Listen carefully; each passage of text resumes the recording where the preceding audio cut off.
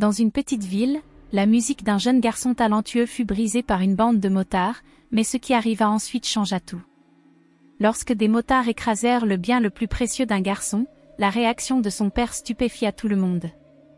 Ce qui suivit vous fera croire en la puissance de la communauté, en la rédemption et en la force inébranlable d'une famille. Avant de plonger dans cette histoire inoubliable, assurez-vous de vous abonner à *** moments épiques d'histoire ***. N'oubliez pas d'activer la cloche pour ne rater aucune histoire incroyable. Si cette histoire vous touche, aimez, partagez et laissez un commentaire, cela nous aide à vous proposer encore plus de récits réconfortants. Et dites-nous, d'où nous regardez-vous? Restons connectés. Marcus, un garçon de 12 ans, était calme et réfléchi, semblant toujours porter une mélodie en lui, où qu'il aille. Son talent pour jouer de la guitare était devenu une légende dans sa petite ville, un don transmis par son grand-père défunt. Ce dernier lui avait légué une vieille guitare usée, qui était devenue la fidèle compagne de Marcus. Cet instrument n'était pas qu'un simple objet, il représentait un lien précieux avec l'homme qui lui avait enseigné la musique, l'art de raconter des histoires et la beauté d'exprimer son âme à travers le son. Marcus vivait avec son père, Elia, dans une maison modeste nichée au cœur d'une communauté paisible et soudée. Elia, père célibataire, travaillait sans relâche comme mécanicien, jonglant entre de longues heures au garage et son rôle de parent dévoué. Il était connu pour sa fermeté empreinte de bienveillance, inculquant à Marcus des valeurs de résilience et d'intégrité. Lorsque le grand-père de Marcus était décédé, laissant derrière lui la précieuse guitare abîmée, c'est Elia qui l'avait patiemment restaurée, insufflant une nouvelle vie à cet héritage familial. Pour Marcus, cet acte symbolisait l'amour et la dévotion de son père. Le quartier où il vivait était calme et familier, un endroit où chacun connaissait le nom de ses voisins. Les après-midi ensoleillés, on trouvait souvent Marcus dans le parc près de chez lui, assis sous les larges branches d'un vieux chêne, jouant de la guitare. Sa musique avait un pouvoir particulier, elle attirait les passants, qui s'arrêtaient pour écouter, pris dans le doux rythme de ses mélodies. Certains lui adressaient un sourire ou un mot d'encouragement. Ces morceaux, à la fois émouvants et inspirants, semblaient refléter l'âme même de la ville. Cependant, tout le monde dans le quartier ne partageait pas cette chaleur. Un gang de motards local, dirigé par un homme imposant et colérique nommé Jake, jetait une ombre sur la communauté. Bruyants, provocateurs et intimidants, ils faisaient rugir leurs motos dans les rues, s'appropriant des lieux comme s'ils leur appartenaient. La plupart des habitants évitaient de croiser leur chemin, ne voulant pas risquer d'affronter un groupe qui tirait sa force de la peur et du contrôle. Jake, en particulier, était une figure redoutée et méprisée. Avec sa carrure imposante et son tempérament imprévisible, il incarnait une menace que peu osaient défier. Le contraste entre la douce musique de Marcus et la présence agressive des motards était frappant. Tandis que Marcus cherchait à inspirer et à apaiser, Jake et son gang imposaient leur domination. Jusqu'ici, leur monde ne s'était pas réellement croisé. Marcus restait dans son coin tranquille, et les motards régnaient sur leurs territoires habituels. Mais cet équilibre fragile allait bientôt se briser, et leur rencontre allait tout bouleverser. C'était un après-midi chaud, et le parc bourdonnait du doux murmure de la vie. Les familles se promenaient le long des sentiers, les enfants jouaient dans les champs ouverts, et Marcus était assis sous son chêne préféré, ses doigts dansant sur les cordes de sa guitare. La mélodie qu'il jouait était douce et mélancolique, une chanson que son grand-père avait l'habitude de fredonner lors des matins paresseux du dimanche. Les notes flottaient dans l'air, attirant l'attention des passants qui ralentissaient leur marche pour écouter, certains offrant de discrets sourires d'appréciation. Alors que Marcus jouait, le grondement sourd de moteur brisa la sérénité ambiante. Jake et son gang arrivèrent en rugissant dans le parc, leurs motos étincelant sous le soleil. Leur arrivée était semblable à l'apparition soudaine d'un nuage d'orage, attirant des regards inquiets des personnes à proximité. Jake descendit de sa moto, sa silhouette imposante captant toute l'attention, tandis que son gang s'installait bruyamment, leur rire grossier résonnant dans l'air. Au début, Jake semblait indifférent aux garçons sous l'arbre. Mais lorsque la musique de Marcus parvint à leurs oreilles, une curiosité naquit en lui. Il s'approcha nonchalamment de Marcus, ses lourdes bottes crissant sur le gravier. Marcus, concentré sur sa musique, ne le remarqua que lorsque Jake et le gang formèrent un cercle lâche autour de lui. Les doigts de Marcus s'arrêtèrent, troublés par la présence inattendue. Pas mal, gamin, lança Jake d'une voix teintée de moquerie. Je ne savais pas qu'on avait une petite rockstar en ville. Marcus esquissa un sourire poli et reprit son jeu, espérant qu'il se désintéresserait. Mais le sourire de Jake s'élargit, amusé par la tentative du garçon de l'ignorer. Et, je te parle, insista Jake, son ton devenant plus dur. T'as un nom, ou bien tu laisses ta guitare parler pour toi? Les rires du gang éclatèrent, brisant le silence tendu du parc. Marcus les regarda nerveusement, ses doigts effleurant toujours les cordes. Je m'appelle Marcus, murmura-t-il, essayant de rester calme.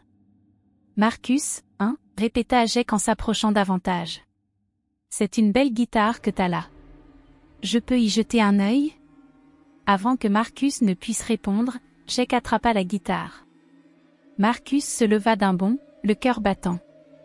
Veuillez, monsieur, ne pas faire ça, supplia Marcus d'une voix tremblante. C'est la guitare de mon grand-père.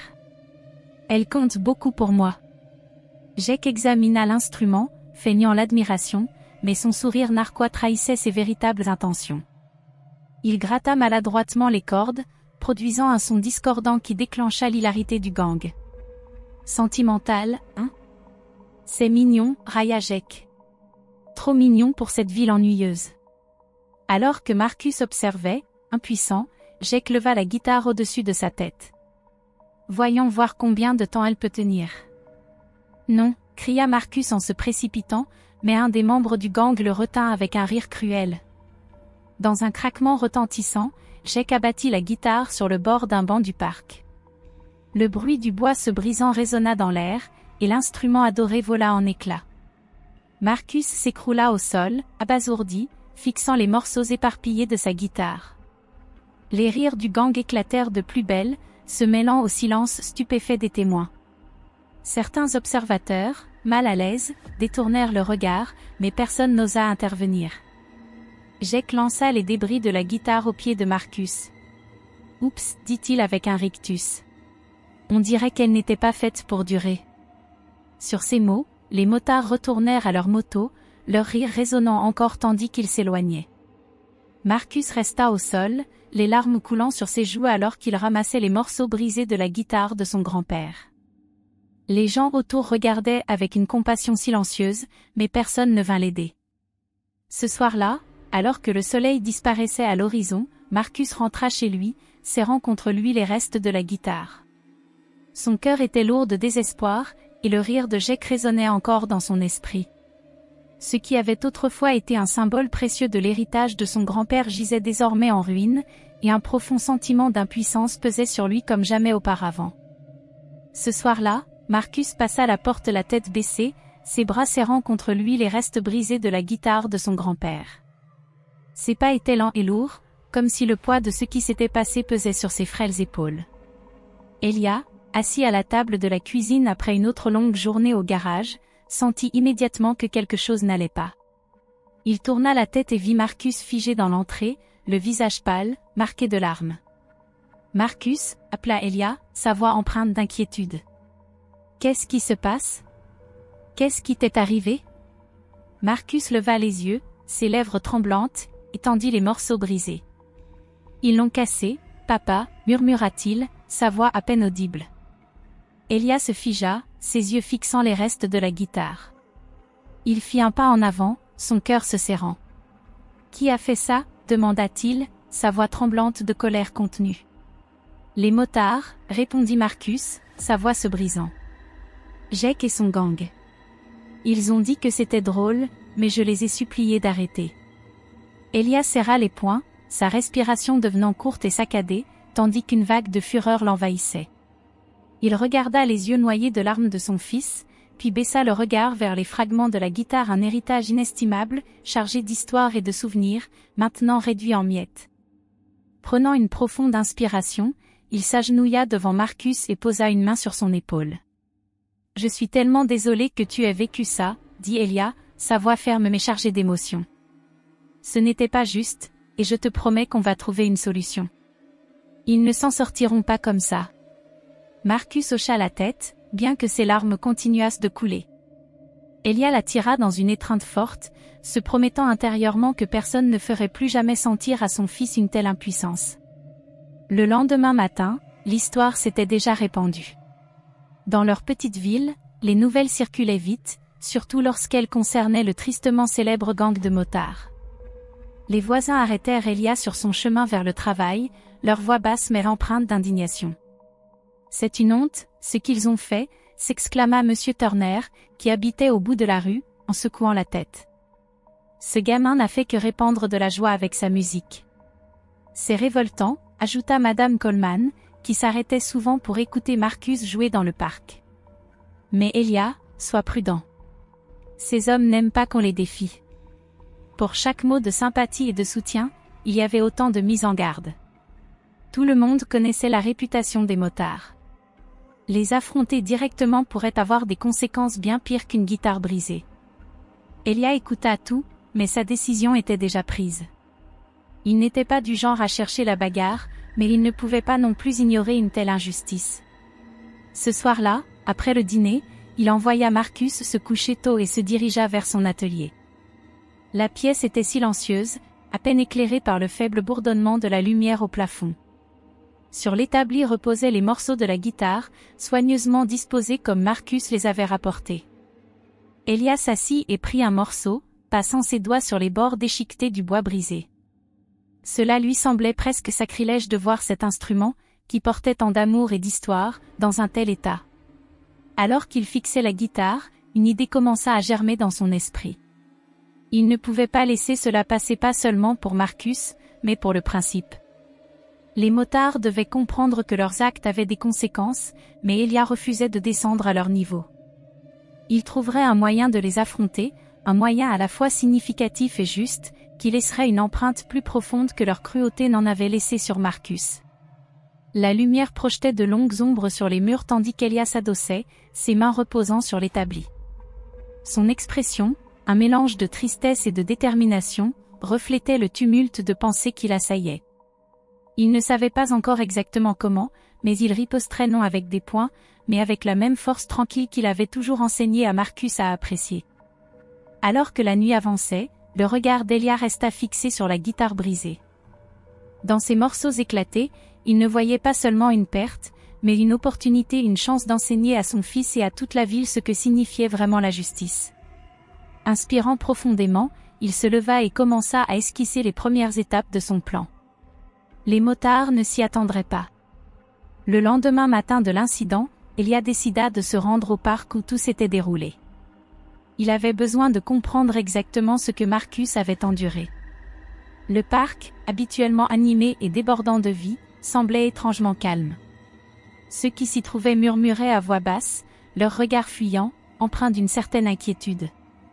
Elia s'approcha d'un homme assis sur un banc, quelqu'un qui saluait souvent Marcus d'un signe amical lorsqu'il jouait de la guitare.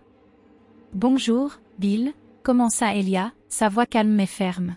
« J'ai entendu dire que tu étais là hier, quand c'est arrivé. » Bill se tortilla sur le banc, visiblement mal à l'aise. Ses yeux parcoururent nerveusement les alentours. « J'étais là », admit la voix basse. « Mais Elia, tu dois comprendre, ces motards, ils ne plaisantent pas. Personne ne voulait risquer de se faire mal. »« Je comprends », répondit Elia, bien que sa mâchoire se serra à l'idée que son fils ait été laissé sans défense. « Je ne suis pas là pour blâmer qui que ce soit. J'ai juste besoin de savoir ce qui s'est passé. » Bill soupira, un soupçon de culpabilité dans la voix, et raconta ce qu'il avait vu. « Le gamin s'est défendu, Elia. Il a essayé de protéger cette guitare, mais Il s'arrêta, secouant la tête. Il n'en avait rien à faire. Jake l'a brisé comme si ce n'était rien. Elia le remercia et continua à interroger quelques autres témoins. La plupart hésitèrent à parler, leur peur du gang palpable.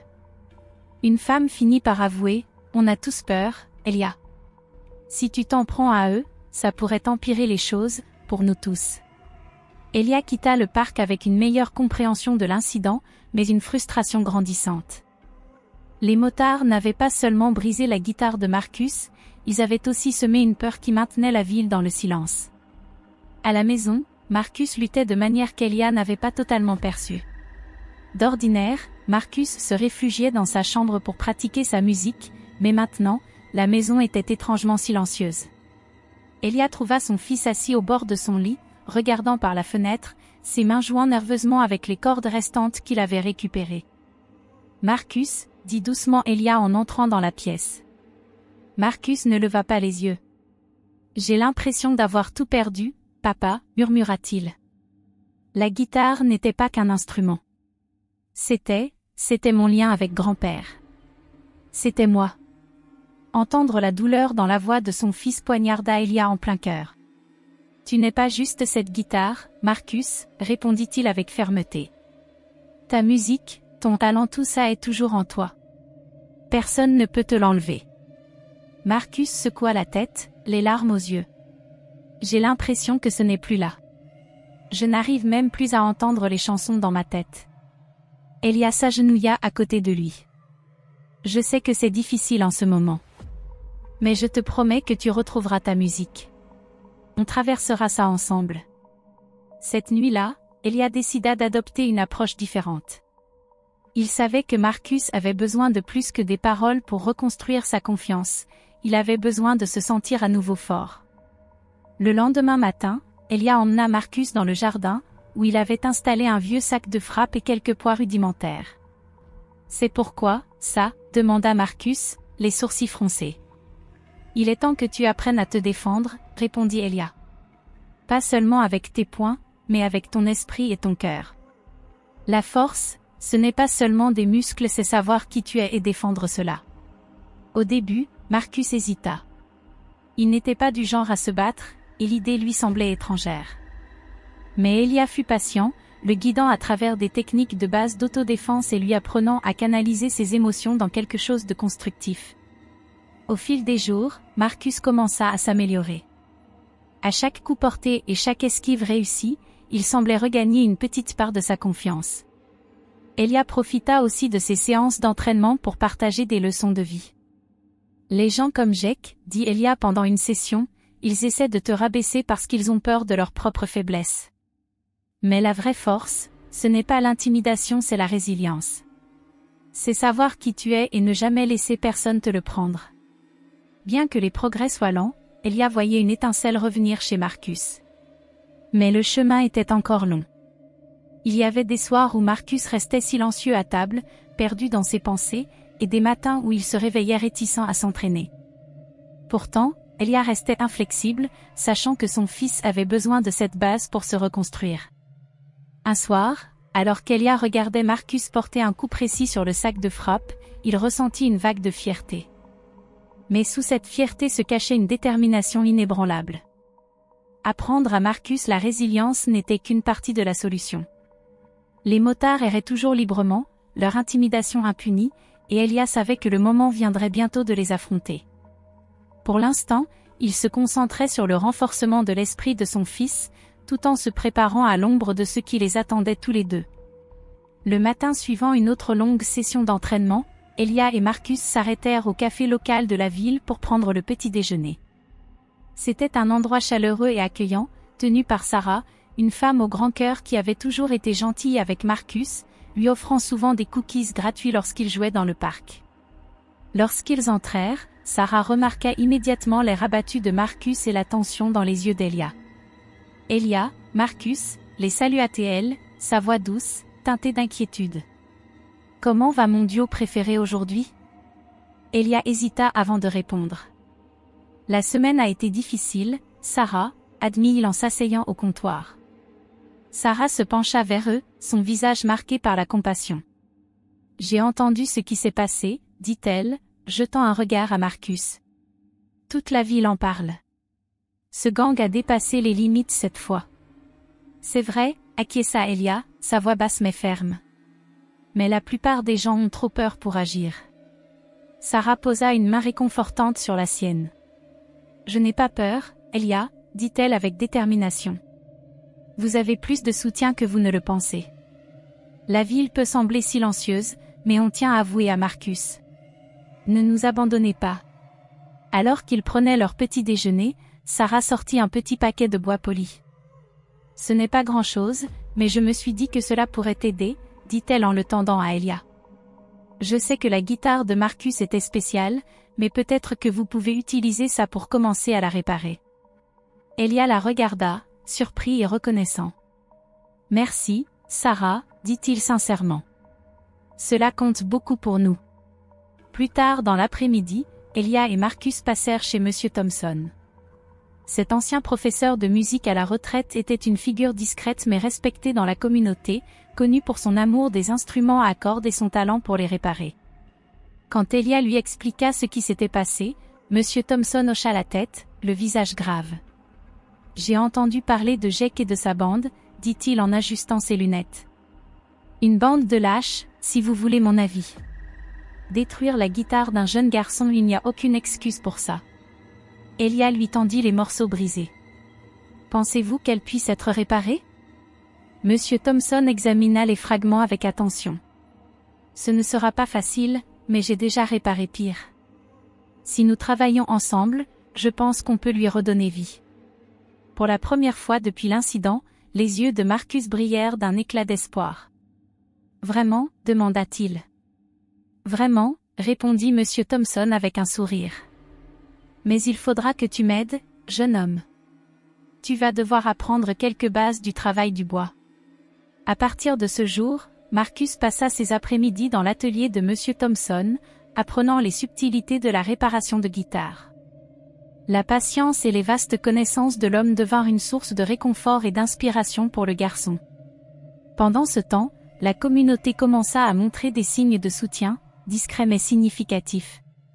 Un voisin déposa une boîte de cordes de guitare sans dire un mot. Un autre proposa de la peinture et du vernis pour restaurer le fini de la guitare. Même ceux qui avaient trop peur de parler ouvertement trouvèrent des moyens de tendre la main. Mais tout le monde ne soutenait pas leurs efforts. Jake, remarquant la vague silencieuse mais croissante de solidarité autour d'Elia et Marcus, décida de passer un message. Tard dans la nuit, Elia fut réveillée par un bruit survenant de l'extérieur. En se précipitant vers son garage, il découvrit la porte taguée de symboles grossiers et les fenêtres brisées. Des outils étaient éparpillés sur le sol, et l'une des voitures sur lesquelles il travaillait avait ses pneus crevés. Marcus arriva à ses côtés, le visage pâle. « Papa, c'est eux, n'est-ce pas ?» Elia posa une main rassurante sur l'épaule de son fils, bien que la colère brûlât en lui. « Oui, fils, dit-il calmement. Ils essaient de nous intimider. Mais on ne les laissera pas gagner. » Le lendemain matin, Elia commença à nettoyer les dégâts, sa détermination ne faisant que grandir. Alors qu'il travaillait, quelques voisins vinrent l'aider. Monsieur Turner apporta une boîte à outils, et Sarah arriva avec du café chaud et des pâtisseries. « On dirait qu'ils essaient de te briser, » dit-elle en tendant une tasse à Elia. « Ne les laisse pas faire. »« Je ne le ferai pas, » répondit Elia. L'intimidation de Jake eut l'effet inverse de ce qu'il espérait. Au lieu de céder à la peur, Elia devint plus résolue. Le soutien silencieux mais constant de la communauté lui rappela que lui et Marcus n'étaient pas seuls, et qu'ensemble, ils pouvaient affronter les épreuves qui les attendaient. Un soir, après une longue journée à réparer les dégâts dans son garage, Elia prit une décision qui pesait sur lui depuis plusieurs jours. Il ne pouvait plus rester les bras croisés pendant que les motards terrorisaient la ville et sa famille. Les gestes discrets de soutien de ses voisins avaient renforcé sa détermination, mais il était clair que les mots seuls ne suffiraient pas. Il devait agir, directement. Alors que le soleil se couchait, Elia enfila sa veste en cuir, un vestige de sa propre jeunesse turbulente, et attrapa une clé anglaise, non pas comme une arme, mais comme un symbole de son métier et de sa détermination. Il dit à Marcus de rester à la maison, le rassurant qu'il ne cherchait pas la bagarre, mais simplement une conversation. Le bar favori des motards, un lieu sombre situé à la périphérie de la ville, se dessinait au loin. Son parking était rempli de motos, dont le chrome brillait sous l'écriteau au néon clignotant par intermittence. Elia poussa la lourde porte et entra, immédiatement frappé par l'odeur de bière éventée et de fumée de cigarettes. Le bar devint silencieux tandis que les regards se tournaient vers lui. Jake, assis au fond avec sa bande, leva les yeux de son verre, son expression passant de l'amusement à la méfiance. « Eh bien, dit Jake en se penchant sur sa chaise, un sourire narquois aux lèvres. « Voilà le mécano du coin. Qu'est-ce qui t'amène dans notre humble établissement, Elia? Elia avança calmement vers Jake, les yeux fixés sur le chef de la bande. Il sentait le poids de leur regard, mais refusa de montrer la moindre peur. Il s'arrêta à quelques pas de leur table, droit et impassible. « Je suis venu parler, » dit Elia, sa voix calme mais ferme. D'homme à homme. Jake ricana, visiblement amusé par la situation. « Parler? De quoi? De comment mes gars ont donné une leçon d'humilité à ton gamin? » La mâchoire d'Elia se serra, mais il resta maître de lui. « Je ne suis pas là pour me battre, Jake. Je suis là pour te prévenir. Vous avez dépassé les bornes, cassé la guitare d'un enfant, intimidé la ville, vandalisé mon atelier. Ça s'arrête maintenant. » Un silence pesant envahit le bar alors que les paroles d'Elia résonnaient. Jake éclata de rire, mais son rire avait une pointe de nervosité. « Tu crois que tu peux juste entrer ici et nous dire quoi faire? » Elia fit un pas de plus, sa voix baissant d'un ton mais portant une autorité indéniable. « Je ne te demande rien. Je te préviens. Si toi ou tes gars osez encore poser le moindre regard de travers sur Marcus ou quiconque dans cette ville, il y aura des conséquences. » Le sourire de Jake vacilla un instant, mais il se reprit rapidement, se levant pour dominer Elia de sa hauteur. « Et qu'est-ce que tu vas faire, vieux? » Elia soutint son regard sans ciller. « Tu ne veux pas le découvrir. » Pendant un instant, la tension dans la pièce était insupportable. Jake scruta Elia, cherchant un signe de faiblesse. Mais la confiance calme d'Elia le déstabilisa, même s'il n'en montra rien. Finalement, Jake éclata de rire, un rire tranchant et creux. « T'as du cran, je te l'accorde, » dit-il en se rasseyant. « Mais le cran ne te mènera pas loin ici. » Elia tourna les talons et quitta le bar sans un mot de plus. Les motards le regardèrent partir, leur bravade masquant une pointe d'inquiétude. Jake, cependant, n'était pas du genre à laisser passer les choses. Plus tard dans la nuit, il rassembla sa bande, déterminé à rappeler à la ville qui était aux commandes. « Ce mécano croit qu'il est dur, » cracha Jake. « Voyons à quel point il est coriace quand on augmente la pression. » Le lendemain, Marcus rentra de l'école, visiblement bouleversé. Elia, qui travaillait dans le garage, le remarqua immédiatement. « Marcus? Qu'est-ce qui se passe? » « Ils étaient encore au parc, » dit Marcus, sa voix tremblante. « Les gars de Jake? Ils m'attendaient. Ils ne m'ont pas fait de mal, mais, ils ont dit des choses. Sur toi. Sur maman. Et ils ont jeté mon cahier dans la boue. » Elia serra les poings, sa façade calme se fissurant. Il prit Marcus dans ses bras pour le rassurer. « Ce sont des lâches, dit-il. Et les lâches s'attaquent toujours à ce qu'ils pensent pouvoir blesser le plus. Mais ils ne gagneront pas. Pas cette fois. » Ce soir-là, Elia s'assit dans son atelier, fixant les morceaux de la guitare brisée. La ville lui avait montré qu'elle croyait en lui, mais la dernière attaque des motards rendait évident que son avertissement ne suffisait pas. Pour la première fois, il se demanda si la seule façon de protéger Marcus était de riposter, coup pour coup. Alors qu'il était perdu dans ses pensées, on frappa à la porte. Sarah se tenait là, tenant un petit paquet. « Je me suis dit que ça pourrait être utile, » dit-elle. À l'intérieur du paquet se trouvait un manche de guitare magnifiquement fabriqué, réalisé sur mesure par un artisan qu'elle connaissait dans une ville voisine. Les yeux d'Elia s'écarquillèrent. « On est tous derrière toi, Elia, » dit Sarah. « Mais reste intelligent. Ne les laisse pas t'entraîner à leur niveau. » Elia hocha la tête, ses paroles le ramenant à la réalité. La guitare serait réparée, et l'esprit de Marcus aussi. Mais alors qu'il se préparait pour les jours à venir, Elia savait que Jake ne s'arrêterait que si on l'Y forçait, et cela demanderait bien plus que de la résilience. Les enjeux venaient de monter d'un cran. Au fil des jours, la détermination d'Elia grandit encore. Il ne pouvait plus attendre que Jake fasse le prochain pas. Au lieu de cela, Elia prit les choses en main avec une stratégie différente, une qui exigeait plus que de la force physique. Il avait appris depuis longtemps que la clé pour toucher quelqu'un n'était pas de le frapper plus fort, mais de comprendre ce qui le motivait.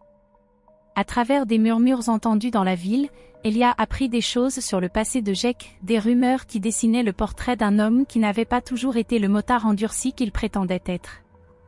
Les habitants parlaient d'un jeune Jake, un orphelin élevé dans un quartier difficile, ballotté de famille d'accueil en famille d'accueil. Toujours à l'écart, jamais vraiment intégré, il avait appris dès son plus jeune âge qu'il fallait être dur pour survivre. Les histoires sur sa cruauté, la violence de son gang, son besoin de domination, tout cela semblait naître d'une profonde insécurité. Elia n'était pas étranger aux épreuves. Il avait connu la douleur, avait lutté pour offrir une vie à Marcus après la mort de sa femme. Mais Elia avait trouvé la paix en comprenant les autres, en reconnaissant que la douleur que l'on porte peut soit nous briser, soit nous pousser à devenir meilleurs. Il vivait selon une devise, astérisque s'élever au-dessus de tout ça, astérisque Jake, en revanche, semblait laisser sa douleur le définir. Il était temps qu'Elia tente de changer cela. Un soir, alors que le soleil disparaissait derrière les montagnes, Elia décida que le moment était venu. Il avait appris où Jake serait seul, près du vieil entrepôt à la périphérie de la ville. C'était l'occasion parfaite de le confronter. Quand Elia arriva, il trouva Jake appuyé contre une moto cabossée, le regard perdu à l'horizon. La posture dure de Jake semblait encore plus marquée dans la lumière déclinante, mais Elia percevait autre chose, quelque chose de plus profond, révélé par ce qu'il avait découvert. « Tu m'as évité », lança Elia depuis le bord du parking. Jake se retourna, ses yeux se plissant, mais sans hostilité immédiate. « Qu'est-ce que tu veux maintenant » grogna-t-il en se redressant. Elia s'avança, sa voix calme mais empreinte d'intention. « Je veux te comprendre, Jake. » Jake rit, mais son rire était empreint d'amertume. « Me comprendre ? Tu ne sais rien de moi. »« J'en sais assez, » répliqua Elia. « Je sais pour ton enfance. Pour tout ce que tu as traversé, comment tu as été rabaissé, fait de sentir que tu ne valais rien. Je sais que cette douleur te poursuit encore. » Le visage de Jake se crispa, ses yeux s'emplissant de colère. Mais il ne réagit pas immédiatement. « Tu ne sais rien » cracha-t-il. « Tu crois comprendre ce que c'est que d'être moi ? Être rien ? N'avoir rien ?» Elia resta ancré, ses paroles empreintes d'une étonnante tendresse. « Je le sais, Jake. Je le sais. Je ne dis pas que ma vie a été aussi dure que la tienne, mais j'ai affronté mes propres combats. Tu n'es pas seul dans ce monde. Mais je te vois mener les mauvais combats. Tu te bats contre ceux qui pourraient t'aider, pas contre ceux qui te font du mal. » Jake ne répondit pas tout de suite. Sa mâchoire se serra, et son souffle devint lourd. Elia prit une grande inspiration, sentant que le moment crucial était arrivé. « Tu es toujours ce petit garçon effrayé, n'est-ce pas ?» dit Elia doucement, mais avec une conviction inébranlable. « Tu essaies encore de prouver au monde que tu es quelqu'un. Mais ce que tu ne vois pas, c'est que tu es comme nous tous. Tu cherches à contrôler, à dominer, en croyant que ça te donnera un sens. Mais ça ne marchera pas. Pas tant que tu ne laisseras pas le passé derrière toi et que tu ne regarderas pas qui tu es vraiment. » Les yeux de Jake se plissèrent dangereusement, mais quelque chose dans son expression vacilla, une vulnérabilité qu'Elia n'avait jamais imaginée. Le chef de gang se détourna un instant, ses poings serrés, et Elia observa attentivement, attendant en silence que la tempête passe. Puis, Jake parla d'une voix basse qui trahissait son trouble. « Tu crois que je ne le sais pas ? Tu crois que je ne voudrais pas que ce soit différent ? Toute ma vie, j'ai dû me battre parce que c'est tout ce que je sais faire. Si j'arrête, si je montre la moindre faiblesse, ils viendront pour moi. Je ne serai plus rien. » Le cœur d'Elia s'adoucit, mais il resta ferme. « Tu n'es pas rien, Jake. Tu es une personne. Une personne blessée, oui. Mais tu n'as pas besoin de continuer à blesser les autres pour prouver ta valeur. Tu peux choisir de lâcher cette rage, cette colère. Elle ne doit pas te définir. » Jake se retourna lentement, son visage toujours dur, mais il y avait maintenant quelque chose de plus doux. Sa voix se brisa lorsqu'il parla à nouveau. « Je ne sais pas comment arrêter. Ça fait trop longtemps. C'est tout ce que j'ai. » Elia s'avança, sa voix douce mais déterminée. « Alors commence par un choix. commence par abandonner le besoin de faire du mal aux autres. Lâche prise, Jake, et tu pourras enfin recommencer à vivre. Le silence qui suivit était assourdissant. La posture de Jake se détendit, et pour la première fois depuis des années, Elia vit une lueur de doute traverser le visage du chef des motards. La force qu'Elia espérait tirer de cette confrontation ne venait pas de la violence ou de l'intimidation, mais de la vulnérabilité. Elia avait tendu un miroir à Jake, lui montrant ce qu'il était devenu, mais surtout ce qu'il pouvait devenir. Jake ne répondit pas immédiatement. Il se détourna, toujours perdu dans ses pensées, mais Elia savait que la graine était plantée. Et même si cela ne changeait pas tout du jour au lendemain, c'était un tournant. Pendant ce temps, chez eux, Marcus s'exerçait sans relâche sur la guitare de fortune offerte par Monsieur Thompson. Chaque accord, chaque note, était une petite victoire contre ses peurs, un signe qu'il reconstruisait lentement sa confiance. Elia rentra tard ce soir-là, le cœur lourd mais rempli d'espoir.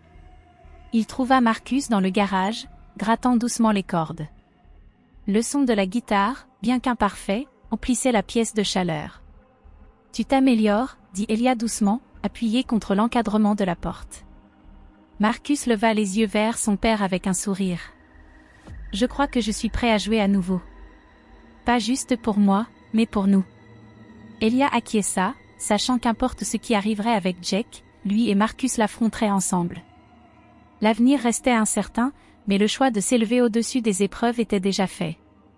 Et c'est là qu'Elia savait que la véritable force commence. Les jours suivant la conversation entre Elia et Jake furent tendus et remplis d'incertitudes. Bien que Jake ait semblé troublé, il était évident qu'il n'avait pas pleinement assimilé leurs échanges. Au contraire, cela semblait l'enfermer davantage dans sa colère et son besoin de contrôle, des émotions qu'il cachait depuis des années. Sa colère éclatait plus fréquemment, et il s'en prenait même aux membres de son propre gang, incapable de masquer sa frustration.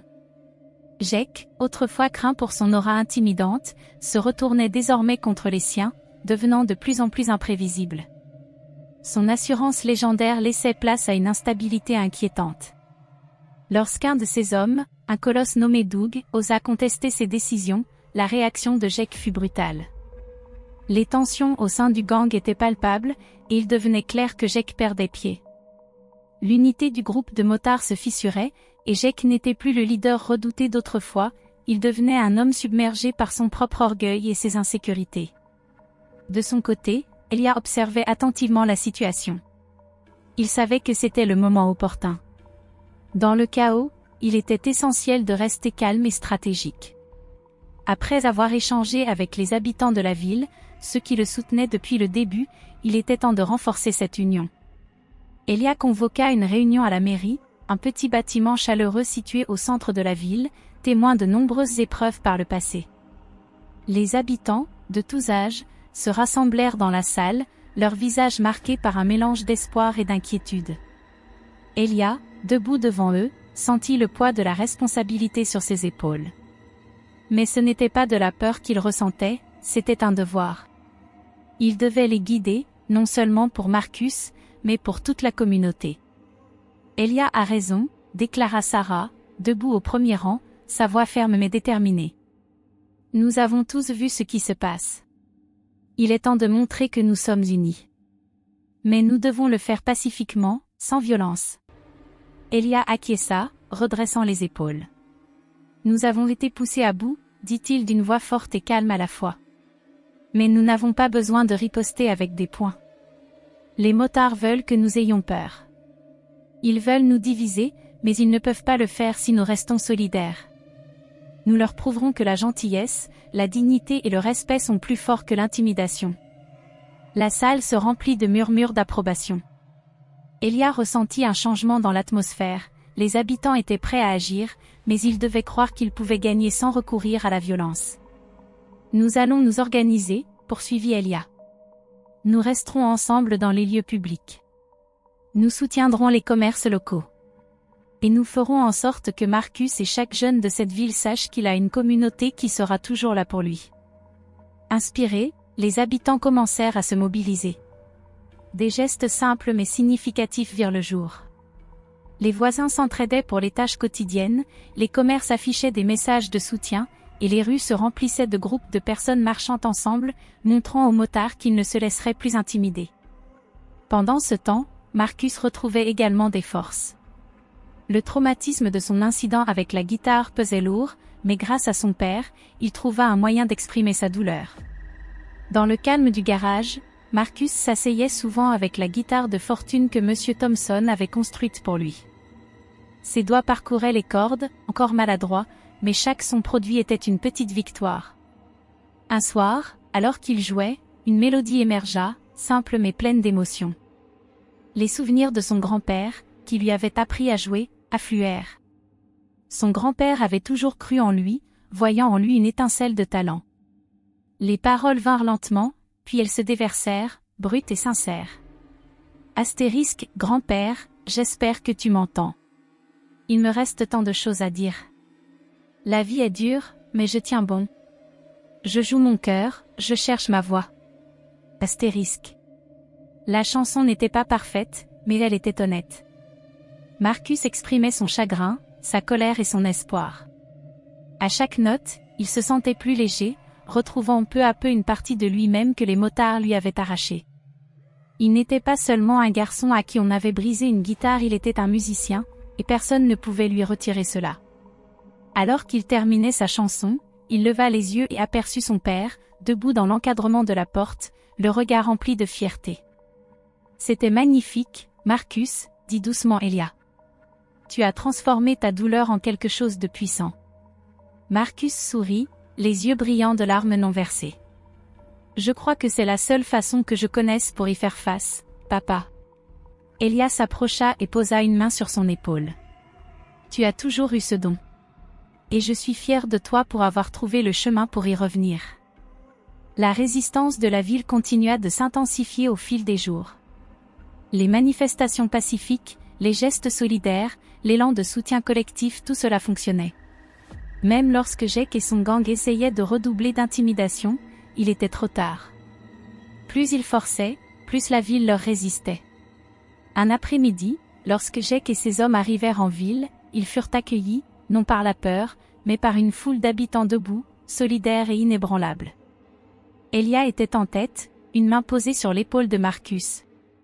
Ensemble, ils faisaient face aux motards. Ce moment parlait de lui-même, la ville n'avait plus peur. Jake, observant la scène, serra la mâchoire en réalisant que la situation avait basculé. Son gang n'était plus uni comme avant, et la ville avait prouvé qu'elle ne céderait plus à l'intimidation. Les fissures dans son contrôle s'élargissaient, et cette fois, il n'y aurait pas d'échappatoire. La stratégie d'Elia avait fonctionné. La communauté n'avait pas seulement affronté Jake et son gang, elle avait retrouvé son pouvoir, sa force et son unité. C'était une victoire, non seulement pour Marcus et Elia, mais pour tous ceux qui avaient un jour été réduits au silence par la peur. La ville avait retrouvé sa voix. À mesure que les jours passaient, l'atmosphère dans la ville devenait de plus en plus lourde. Il était clair que les motards, bien qu'ébranlés par l'unité des habitants, n'avaient aucune intention de se retirer. Jake, en particulier, était déterminé à récupérer son pouvoir et à reprendre le contrôle. Il avait perdu trop de choses en trop peu de temps, et son orgueil ne lui permettait pas de laisser la résistance de la communauté sans réponse. L'acte final d'intimidation des motards arriva une semaine avant la performance très attendue de Marcus lors du festival annuel de la ville. Ce devait être une célébration de l'unité et de la force de la ville, une soirée où les gens se rassembleraient pour montrer leur talent. Marcus répétait la chanson de son grand-père, et la performance était censée être un geste symbolique de guérison personnelle et de triomphe public. Mais Jake considérait cet événement comme l'occasion idéale de faire une déclaration, de prouver qu'il et son gang pouvaient encore semer la peur dans le cœur des habitants. Jake et son gang mirent au point un plan pour perturber la performance de Marcus. Ils allaient arriver, créer une scène, et rappeler à tout le monde qui était aux commandes. Leur intention était claire, empêcher Marcus de jouer, transformer la soirée en un moment de terreur plutôt qu'en un triomphe. Ils comptaient utiliser leur violence, leur intimidation, pour miner tout ce que la ville avait construit. Les rumeurs se répandirent rapidement, Jake préparait quelque chose de gros. Elia entendit d'abord les bruits de couloir, des chuchotements dans le café, à la mairie, et de la part de Sarah, qui avait surpris des motards parler de leurs intentions. Plus Elia y réfléchissait, plus il était convaincu que c'était le moment décisif. Les motards allaient soit être défaits, soit solidifier leur domination sur la ville. Elia s'était préparé pour ce jour depuis le premier acte de violence contre Marcus. Maintenant, il était temps de protéger son fils, sa communauté, et tout ce pourquoi il s'était battu. Il convoqua une réunion avec les habitants dans la même salle où ils s'étaient rassemblés auparavant. La pièce était remplie d'une anticipation palpable. Les gens étaient plus forts dans leur détermination, mais ils savaient que les motards ne se laisseraient pas faire sans se battre. Ce n'était pas simplement un concert ou une performance, c'était une question de se dresser contre la peur et l'oppression qui planaient sur leur ville depuis si longtemps. Elia a raison, dit Sarah, sa voix calme. Nous ne reculerons pas. Cette ville a survécu à bien pire, et nous nous sommes unis d'une manière que Jake n'avait jamais imaginée. Mais nous ne devons pas baisser notre garde maintenant. Elia se tenait devant eux, son visage durci par la détermination. Ce n'est pas qu'une simple performance. Il s'agit de montrer à Jake et à son gang que nous ne les laisserons plus nous contrôler. La peur qu'ils ont instillée en nous, ça s'arrête ici. Ce soir, nous restons fermes et nous protégeons ce qui nous appartient, notre communauté, notre peuple et notre liberté de vivre sans peur. Les habitants acquiescèrent, la détermination dans les yeux. Il y avait une force unifiée en eux qui poussa Elia à croire qu'ils avaient une chance. Ils ne laisseraient pas les motards gâcher la performance de Marcus. Ils ne permettraient pas que leur sens de la communauté soit brisé par l'intimidation. Mais à mesure que la soirée approchait, la tension continuait de monter. Chaque interaction était marquée par une certaine appréhension. Les gens se tournaient discrètement, cherchant des signes de l'arrivée des motards. Il y avait une compréhension tacite parmi les habitants, ils étaient prêts pour la confrontation qui allait définir leur avenir. La nuit du festival arriva, et l'air était chargé d'anticipation. L'événement devait se dérouler sur la place du village, avec des tables, de la musique et de la nourriture bordant les rues. Le son des rires et des conversations emplissait l'air, mais sous la surface, tout le monde savait ce qui allait se passer. Les habitants s'étaient préparés. Elia avait organisé des groupes de personnes pour surveiller les points clés et s'assurer que les motards ne pouvaient perturber l'événement sans faire face à une résistance. Marcus, vêtu de sa meilleure chemise, se tenait nerveusement dans les coulisses, tenant sa guitare. Ses mains tremblaient légèrement, mais son cœur était calme. Il était allé si loin.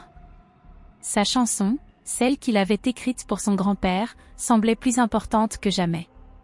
Il ne s'agissait pas seulement de jouer une mélodie, il s'agissait de montrer au monde, et à Jake, qu'il ne serait pas brisé. Elia se tenait à ses côtés, observant Marcus ajuster la sangle de sa guitare.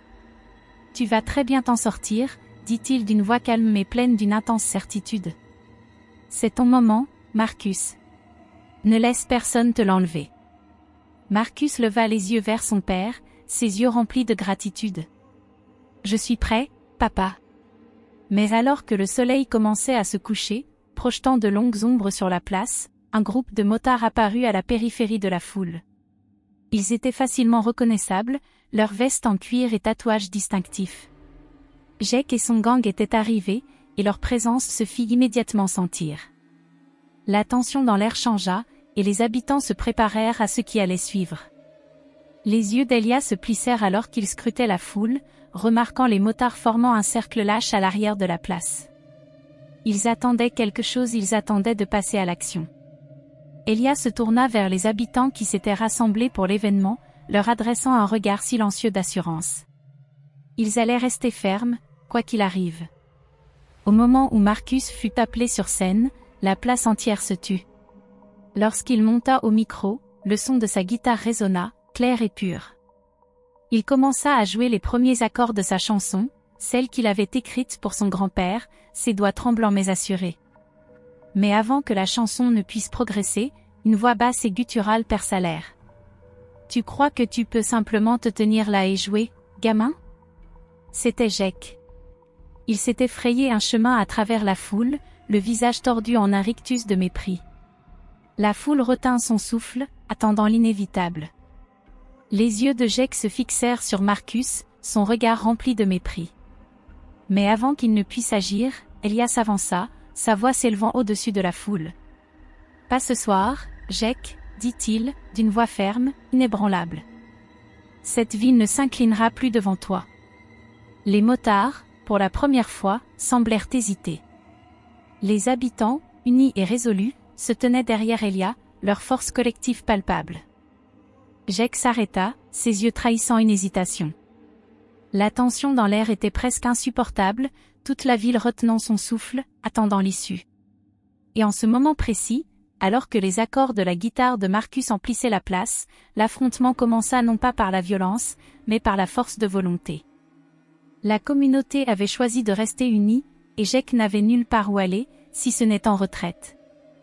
La tension sur la place du village était palpable, mais alors que Marcus gratouillait les premières notes de sa chanson, quelque chose de remarquable se produisit.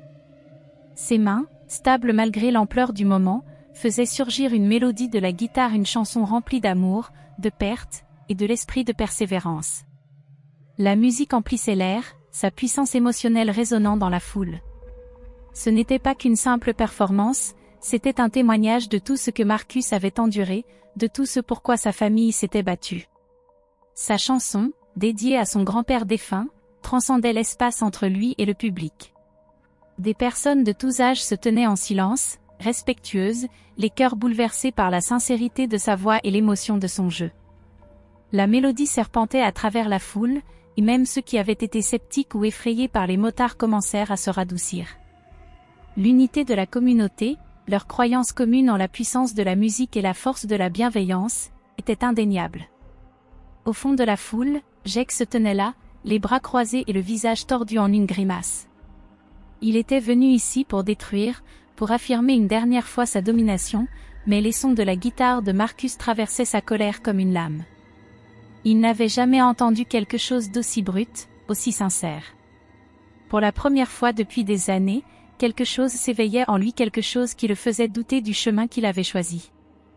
Les motards autour de lui semblaient eux aussi affectés par la performance. Certains se tortillaient mal à l'aise, leur extérieur dur fissuré par la sincérité du moment.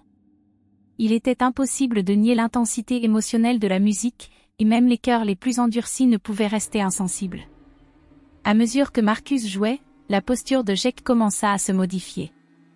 Il se redressa légèrement, et pendant un instant, sa colère vacilla. Il regarda autour de lui les visages dans la foule, les habitants qu'il avait autrefois craints, et qui maintenant se tenaient unis derrière Marcus, et les uns les autres. La force de leur unité, la puissance de leur résolution, pesait lourdement sur lui. Il se tourna vers son gang, son visage durci par une intensité qui n'était plus seulement celle de la colère, mais d'un conflit intérieur.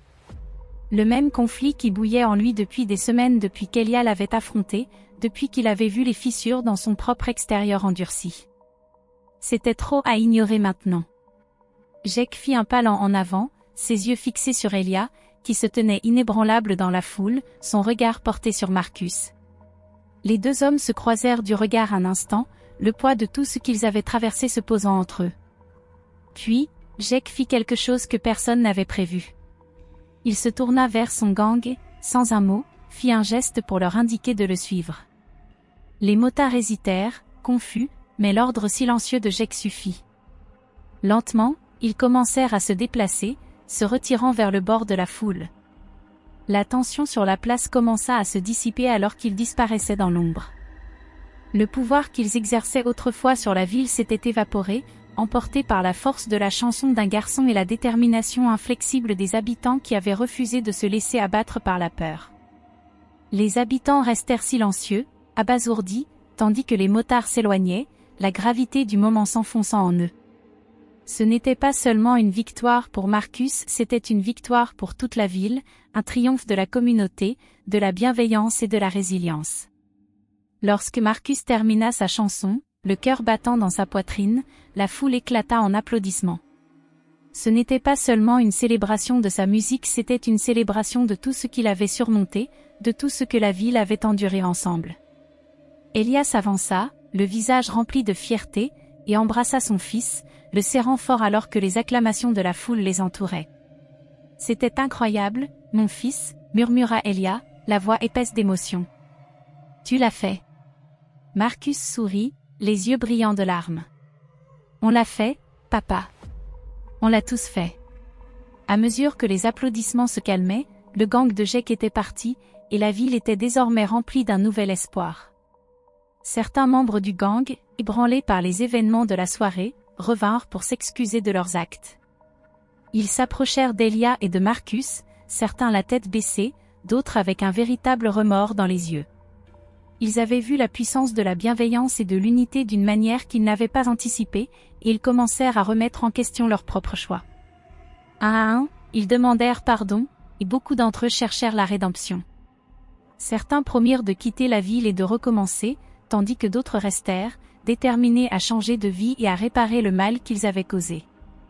Le gang, autrefois un symbole de terreur et de peur, commença à se dissoudre, ses membres retrouvant lentement leur humanité. Pour Elia, Marcus et la ville, ce n'était pas qu'une victoire sur les motards, c'était le début d'un nouveau chapitre.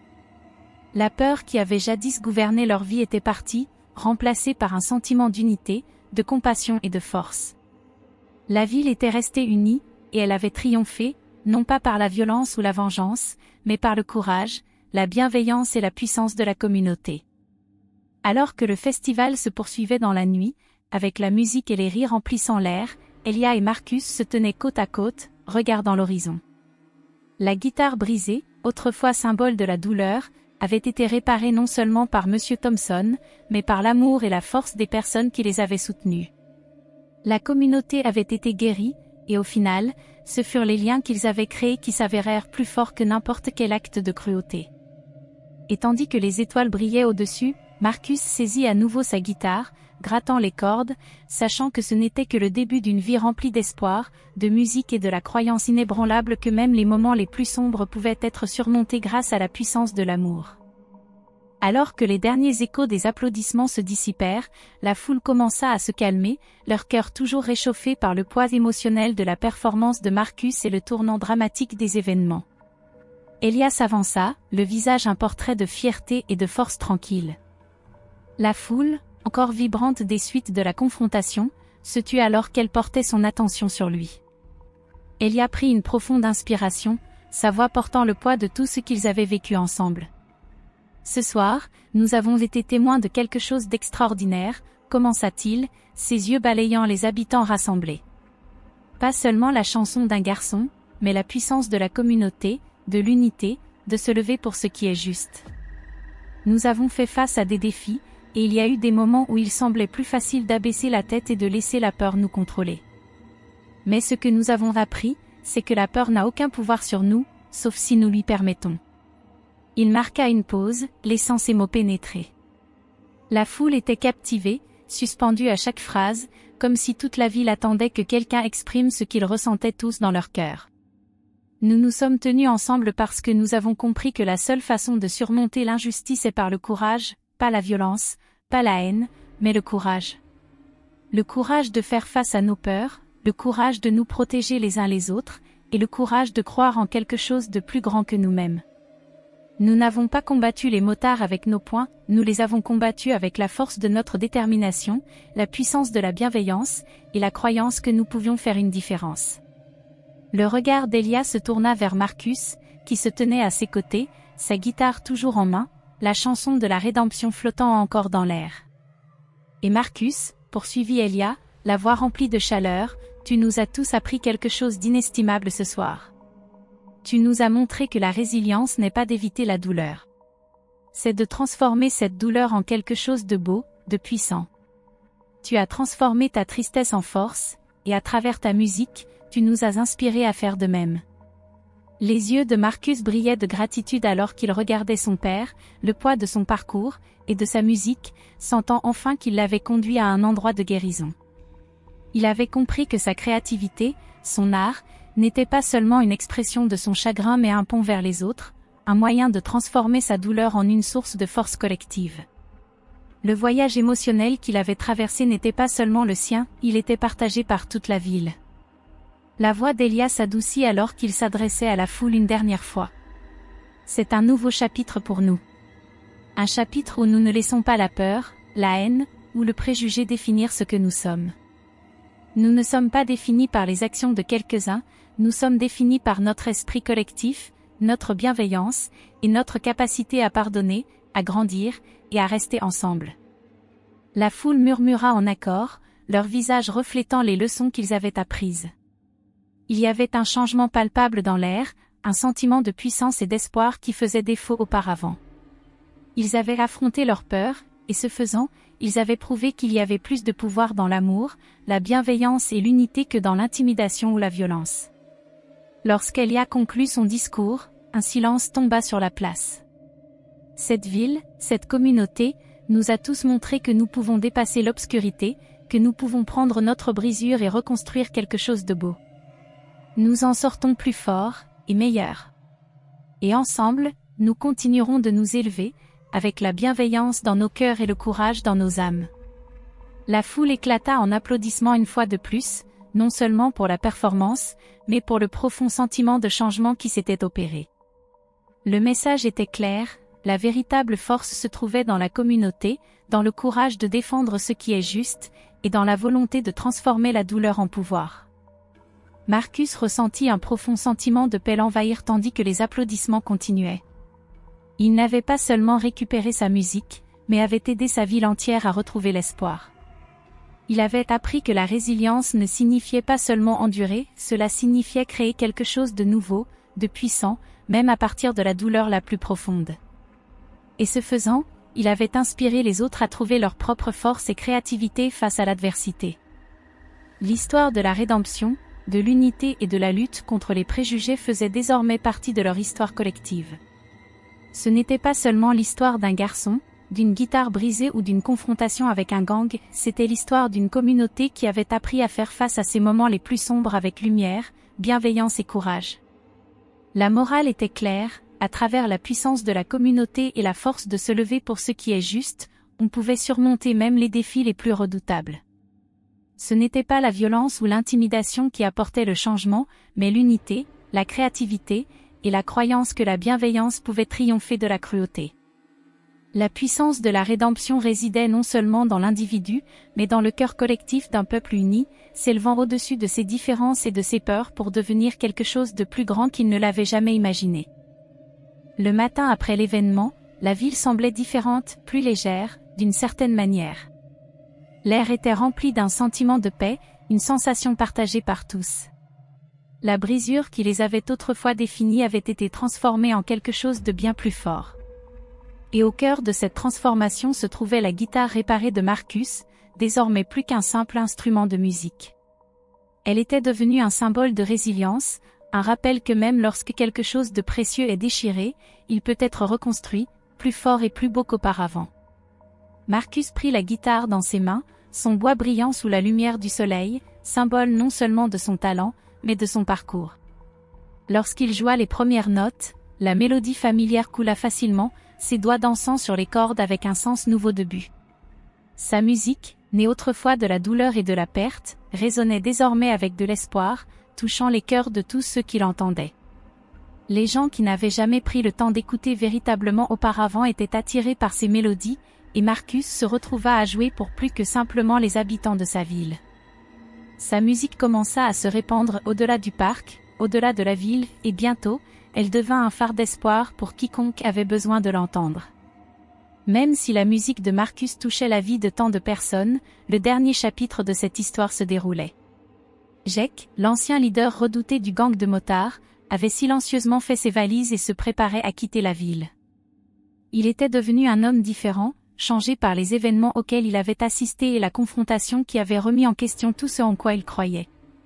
Il avait, en quelque sorte, été humilié, et alors qu'il passait devant l'atelier de mécanique d'Elia pour la dernière fois, il s'arrêta. Elia, qui travaillait tranquillement, remarqua Jake debout au bord du terrain. Sans dire un mot, il essuya ses mains et s'approcha.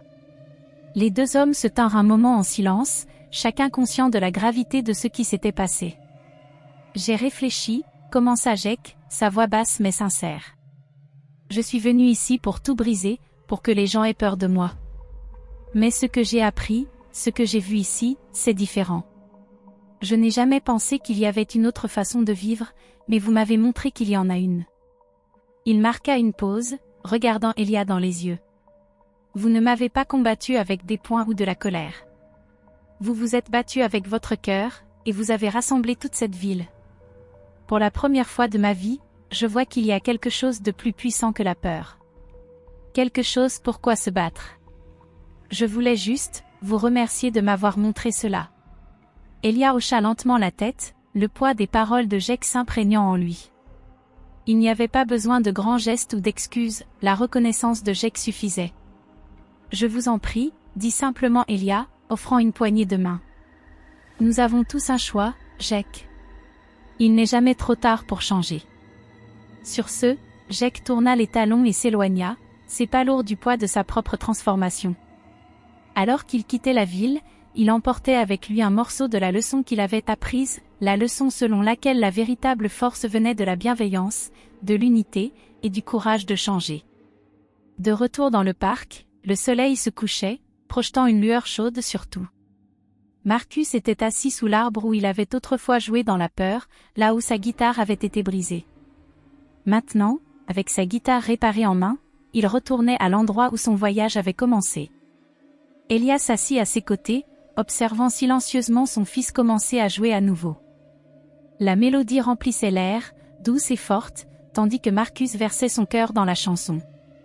Ce n'était plus simplement un hommage à son grand-père, c'était un hommage à tout ce qu'il avait surmonté, à la force de sa famille et à la communauté qui s'était rassemblée pour le soutenir. Elia était assis dans une réflexion silencieuse, le cœur rempli de fierté et de gratitude. Ils avaient traversé tant de choses ensemble, et pourtant les voilà, plus forts que jamais. Son fils avait grandi de manière qu'il n'avait même pas imaginée, et le lien qu'ils partageaient s'était encore approfondi. Il n'y avait pas besoin de mots, il n'y avait que la musique, le doux bourdonnement des cordes, et le silence paisible entre eux.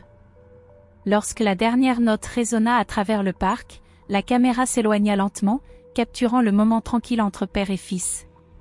L'histoire avait fait un cercle complet, ce qui avait été brisé avait été réparé, non seulement physiquement mais émotionnellement, et la guérison était complète. La vidéo se termina avec Marcus et Elia assis ensemble, côte à côte, sous le même arbre où ils avaient commencé ce voyage. La musique, la communauté et les leçons tirées de leurs épreuves se rassemblaient en ce moment paisible. Il n'y avait plus besoin de confrontation ou de lutte, seulement la connaissance tranquille que, ensemble, ils avaient créé quelque chose de durable, quelque chose de beau. L'écran s'estompa en noir, et le message final était clair, même face à l'adversité, la puissance de l'amour, de la résilience et de la bienveillance pouvait transformer les moments les plus sombres en quelque chose qui perdurerait, inspirant les autres pour les années à venir.